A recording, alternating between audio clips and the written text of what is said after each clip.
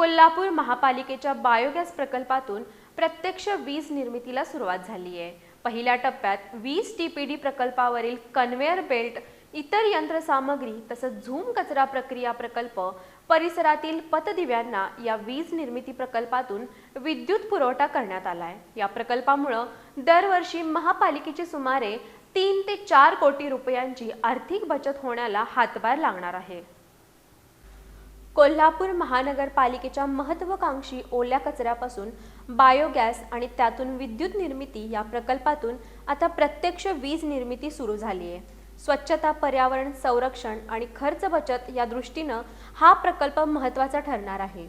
कोल्हापूर शहरातून दररोज सरासरी 280 ते 300 टन कचरा संकलित केला जातो। यातील सुमारे 100 ते 120 टन ओला कचरा भाजी मंडई, हॉटेल वेस्ट तसंच घरगुती ओल्या कचऱ्यापासून वेगळा करून कसबा बावडा इथल्या झूम कचरा प्रक्रियेत प्रकल्पात आणला जातो। या ठिकाणी महापालिकेचे एकूण 2 बायोगॅस प्रकल्प कार्यरत आहेत।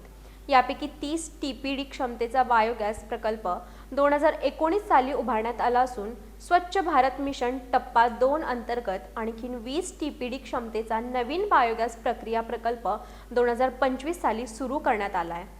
7 नोव्हेंबर 2025 रोजी या प्रकल्पाचं उद्घाटन करण्यात आलं होतं। या प्रकल्पातून आता प्रत्यक्ष वीज निर्मिती प्रक्रिया सुरू झाली असून पहिल्या टप्प्यात 20 टीपीडी प्रकल्पावरील कन्व्हेयर बेल्ट, इतर यंत्रसामग्री तसंच झूम कचरा प्रक्रिया प्रकल्प परिसरातील पतदिव्यांना या वीज निर्मिती प्रकल्पातून विद्युत पुरवठा देण्यात आलाय। पुढील टप्प्यात झूम कचरा प्रक्रिया प्रकल्पावरील 35 हॉर्स पॉवरपेक्षा कमी क्षमतेच्या सर्व मोटर्स या वीज निर्मिती प्रकल्पावर कार्यरत करण्यात येणार आहेत। त्यामुळे भविष्यात केवळ प्रकल्पासाठी लागणाऱ्या वीज खर्चात एका वर्षात सुमारे 60 ते 70 लाख रुपयांची बचत होणार आहे। आगामी काळात या दोन्ही बायोगॅस प्रकल्पातून निर्माण होणाऱ्या बायोगॅसवर आधारित कॉम्प्रेस्ड सीएनजी प्रकल्प उभारण्यात येणार असून यामुळे प्रतिवर्षी महापालिकेची सुमारे 3 ते 4 कोटी रुपयांची बचत होणार आहे।